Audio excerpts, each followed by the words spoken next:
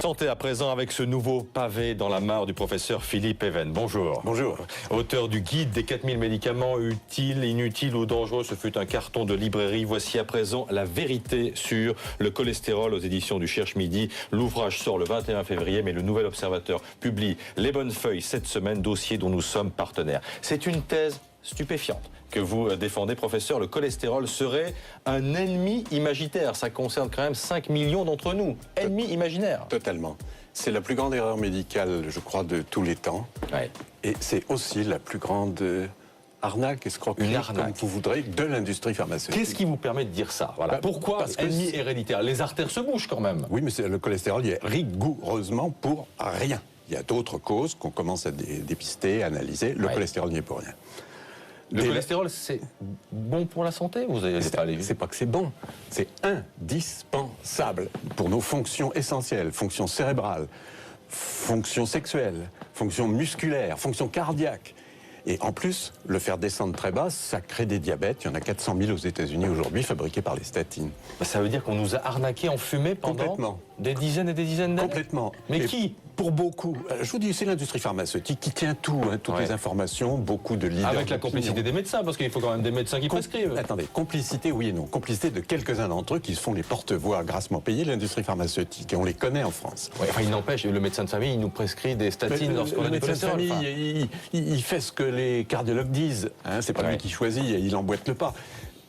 On a tous été nourris, moi aussi, j'ai cru longtemps à ça. Ça fait 50 ans qu'on nous raconte que le cholestérol est dangereux pour les artères. Qu'est-ce qui a provoqué la bascule chez vous alors? L'apparition. D'abord le prix.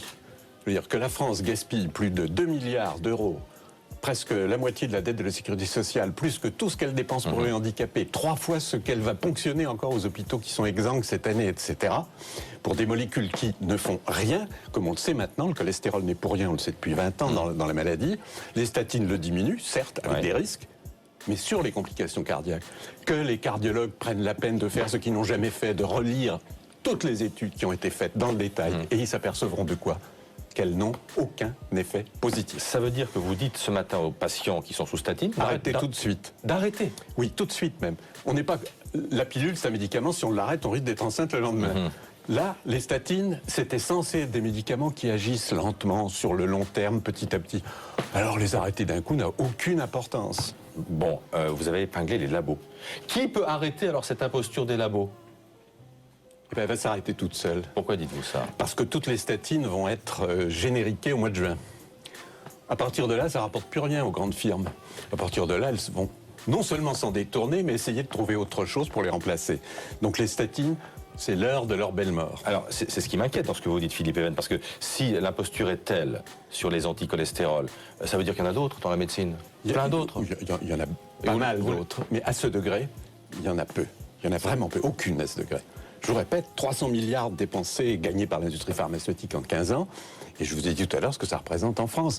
Le gouvernement cherche quoi? 4 sous ici, 4 sous là. Il a 2 milliards sur la table. Qu'est-ce qu'il attend pour les dérembourser tout de suite? Bon, et vous êtes sûr, enfin pardonnez-moi, que les patients qui vont arrêter ces statines ne s'en porteront pas plus mal? Pas du tout. Alors, je pense que certains se porteront mieux, parce qu'ils n'auront pas toutes les complications sournoises des statines sur leur comportement général. Bon, ça veut dire que je peux continuer à me gaver de saucissons et de foie gras? Ah ben j'ai pas dit ça, ça n'a rien à voir. Dans le saucisson, il n'y a pas beaucoup de cholestérol, et dans le foie gras, il n'y en a pas lourd non plus. Le cholestérol alimentaire ne joue aucun rôle, aucun. Vous ne pouvez pas en prendre du tout, vous pouvez en prendre beaucoup, ça ne change rien au taux. Ça n'enlève rien aux nécessités d'avoir une bonne hygiène de vie, c'est ce que vous nous dites. Au contraire. Au contraire. Merci infiniment Philippe Even. La vérité sur le cholestérol, pavé dans la mare, sort le 21 février. C'est aux éditions du Cherche Midi, Pascal.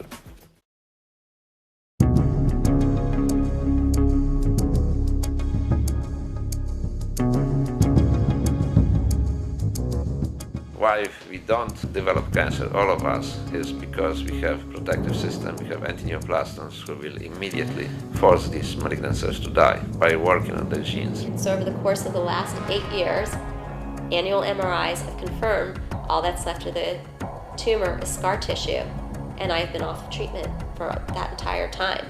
So Dr. Brzezinski cured me of a brain tumor. It's as if she had a bacterial infection and Brzezinski treated it with antibiotics.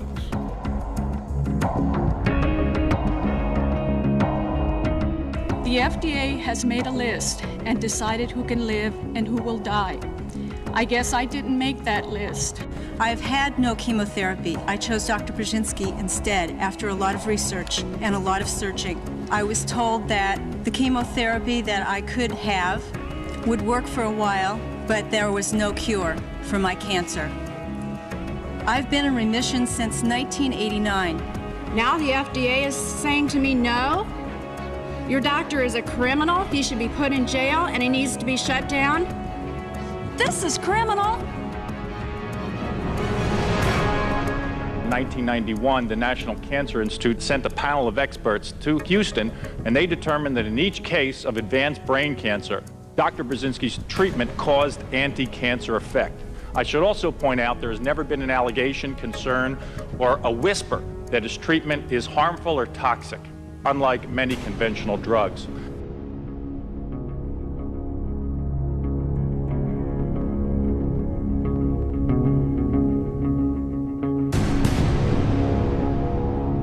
It constitutes nothing less than one of the worst abuses of the criminal justice system I've ever witnessed.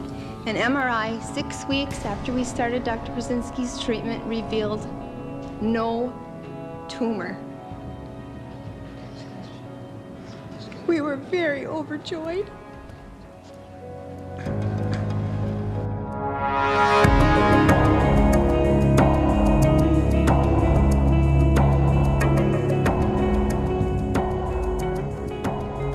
There's a government institution that disseminates false information and is not looking out for the welfare of the people. You know, ladies and gentlemen, I swore an oath 11 years ago, and I think most of us in this room swore it at one time or another, to uphold the Constitution. It says life right in the beginning.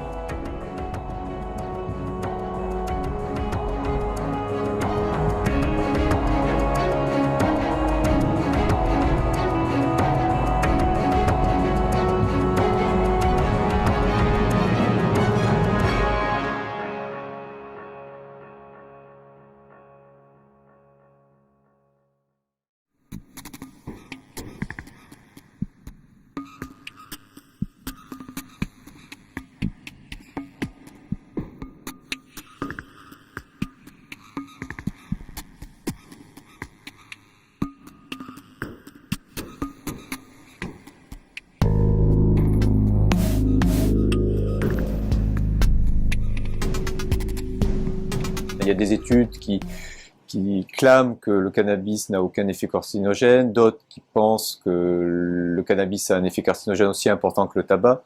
Il faut savoir qu'il y a des études menées notamment par l'Institut national du cancer, l'INCa, hein, donc sur le site de l'Institut national du cancer, il y a toutes les informations qui sont très bien faites concernant ce sujet, qui est un sujet quand même extrêmement sensible, notamment en France, hein, puisqu'on pense qu'il y a environ 4 millions de personnes entre 12 et 75 ans qui ont fumé au moins une fois du cannabis. Alors il y a plusieurs types de cannabis et évidemment selon la quantité de tabac qui est associée au cannabis, l'effet carcinogène est plus ou moins variable, ça c'est la première chose. Il y a également des substances que les fabricants entre guillemets de cannabis mettent associées au cannabis, par exemple du sable, des particules de verre qui sont coupées avec du cannabis pour augmenter le poids du cannabis en fait.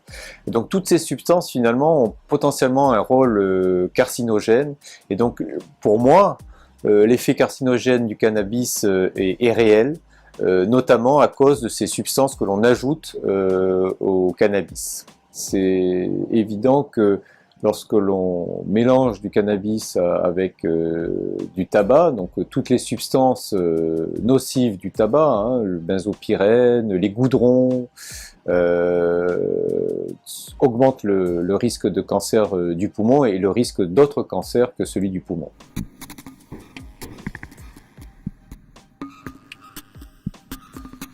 Oui, alors effectivement, il y a beaucoup d'études qui relate l'effet anticancéreux du cannabis, à savoir la substance pure du cannabis. Hein. Il y a des études in vitro, c'est-à-dire qui sont faites de manière expérimentale sur des lignées cellulaires, qui montrent que le cannabis ralentit la prolifération cellulaire, a un effet anti-apoptotique, c'est-à-dire que ça augmente finalement la mort des cellules cancéreuses, donc c'est prouvé expérimentalement.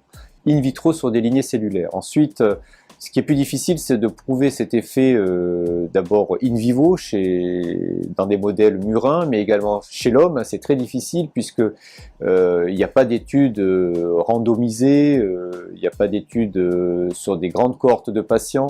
Donc à ce moment-là, c'est beaucoup plus difficile. Il faut savoir que dans le cannabis, il y a plusieurs substances chimiques et que ces substances chimiques sont associées, donc leurs effets finalement peuvent s'antagoniser.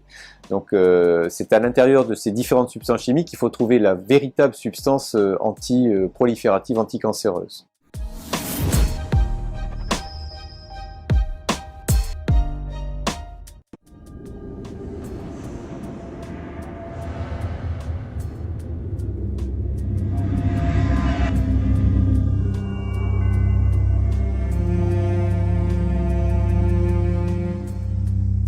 You talked about oxidative stress earlier. Is treating oxidative stress one of the best ways to deal with the African AIDS epidemic?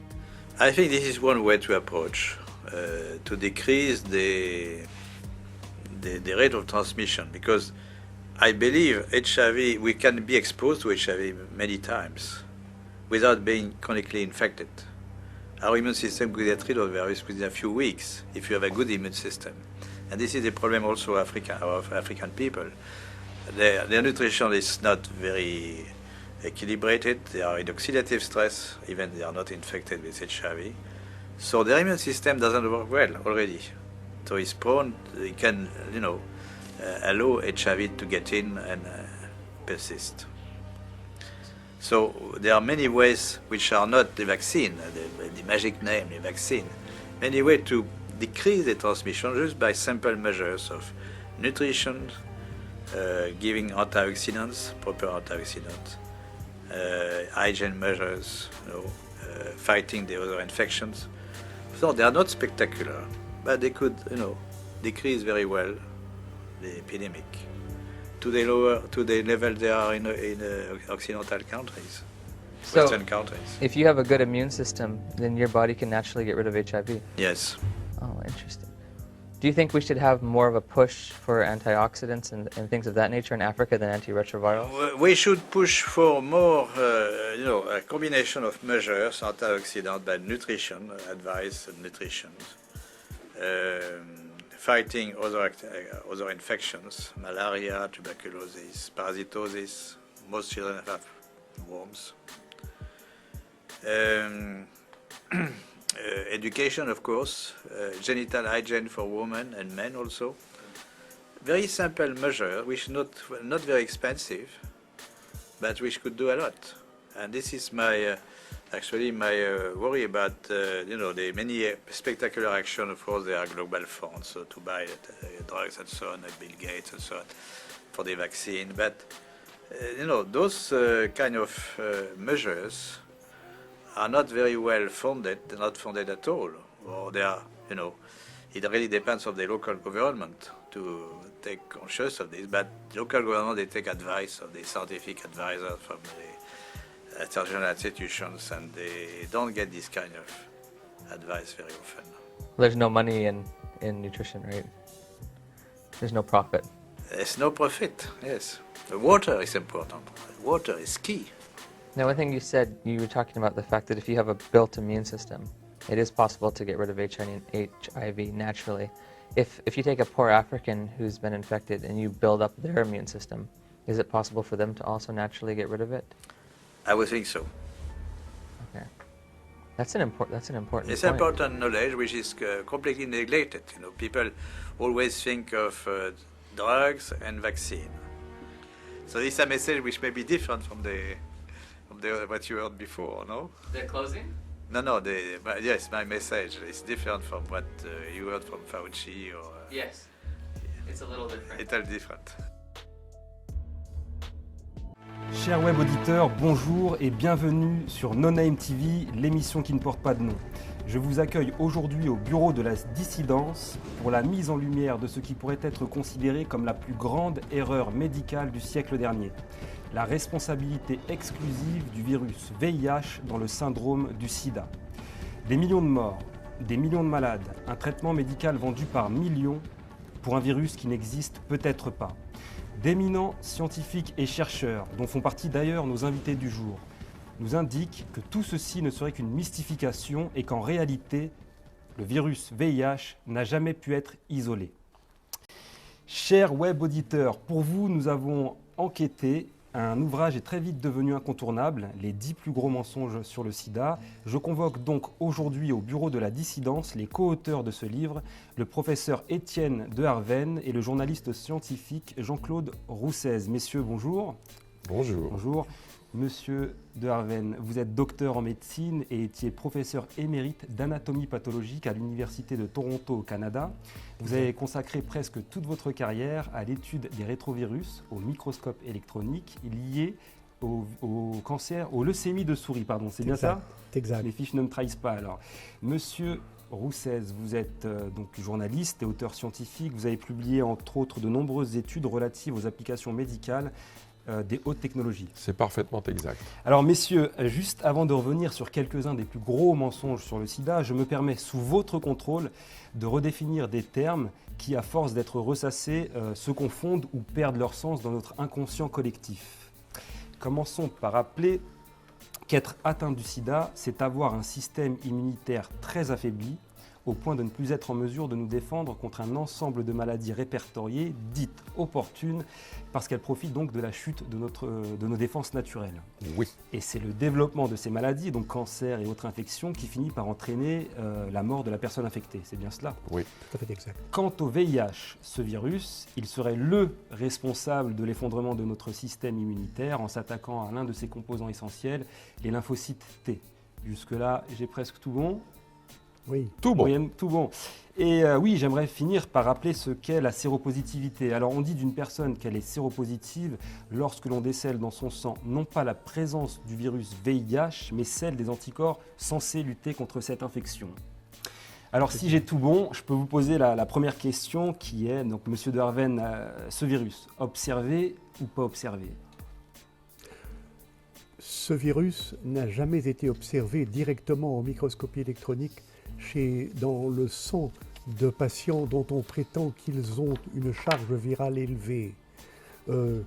Par des techniques moléculaires extrêmement intéressantes, on affirme pouvoir identifier dans le sang de ces malades des séquences d'acides nucléiques qui correspondent au génome des rétrovirus. Mais il n'y a aucune corrélation entre ces données-là et l'échec total de tous les efforts qui furent développés pour tenter de démontrer des particules de rétrovirus dans le sang de ces malades-là. Donc le virus n'a jamais été trouvé dans un corps de malade du sida. Il n'a jamais été observé en microscopie électronique dans le sang de malades dont on prétend qu'ils ont une charge virale élevée. D'accord. C'est une affirmation que j'ai faite en Afrique du Sud lors de cette grande conférence qu'avait convoquée le président Mbeki en 2000 et qui n'a jamais été contredite depuis. On a même à Londres offert un prix assez important à quiconque pourrait me prouver le contraire, et ce prix n'a jamais été réclamé. Très bien, monsieur Roussez. Comment s'est faite l'annonce de la découverte de ce virus ? Ah, écoutez, c'est une longue histoire. En fait, il faut remonter à 1972, donc 9 ans avant le début de ce qu'on peut appeler une épidémie. Le président Richard Nixon, à l'époque, avait déclaré la guerre contre le cancer. C'était son grand chantier. Et immédiatement, on a demandé au Congrès américain de débloquer des sommes colossales pour travailler dans la recherche contre le cancer. Mais à la condition que ces recherches soient effectuées uniquement sur les rétrovirus. C'est-à-dire un chercheur indépendant qui aurait cherché à trouver la véritable cause du cancer, celui-là, il était blackboulé. Il n'y en avait que pour les rétrovirus. Parce qu'on avait peut-être observé un lien entre ces rétrovirus et le cancer chez certaines... Voilà, c'est parti en fait des recherches qui ont été faites par le professeur de Harvard, entre autres, enfin Charlotte Friend à New York, qui ont constaté qu'il y avait un certain rapport entre les cancers du poulet ou de la souris et les rétrovirus. Bien. En 1981, quand apparaissent les premiers cas de ce qui s'avérera être ensuite le sida, on a essayé de faire passer du cancer à une nouvelle maladie. Je m'explique. Oui. Les crédits colossaux qui ont été accordés aux chercheurs n'ont donné absolument aucun résultat. Après 9 ans donc de recherche totalement infructueuse, le public américain et le Sénat qui avaient allongé des millions.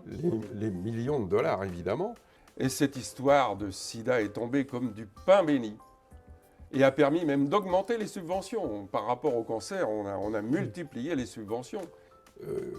En 1981, il y a eu d'un seul coup plusieurs cas parmi les homosexuels des grandes villes qui avaient tous les mêmes maladies, les mêmes symptômes, c'est-à-dire notamment les 2 maladies symptomatiques du sida, des premiers sida. Le sarcome de Kaposi, qui est une maladie, une espèce de cancer des vaisseaux sanguins. On peut rappeler à nos chers web auditeurs que ce sont les taches qu'on voit apparaître dans le film Street of Philadelphia, sur le personnage joué par Tom Hanks, qui a des taches rouges qui apparaissent sur sa nuque et un peu partout sur le Voilà. Et la deuxième maladie emblématique, c'était la pneumocystose, c'est-à-dire une pneumonie à pneumocystis carini, c'est le nom du microbe en question. Bon. Et plutôt que de voir ce qui était visible immédiatement, à savoir que ces maladies étaient dues à l'utilisation de drogue, et exclusivement de drogue, on a senti comme une bonne odeur passer. Oh là là! Et si on pouvait transformer ça en maladie contagieuse? Et c'est comme ça que on fait le lien entre... On a fait un faux lien, un lien d'opportunité avec un virus. Voilà, on a dit, tiens, ce serait pas mal un virus, parce que c'est pas très visible, c'est tout petit, personne n'ira y voir. Voilà.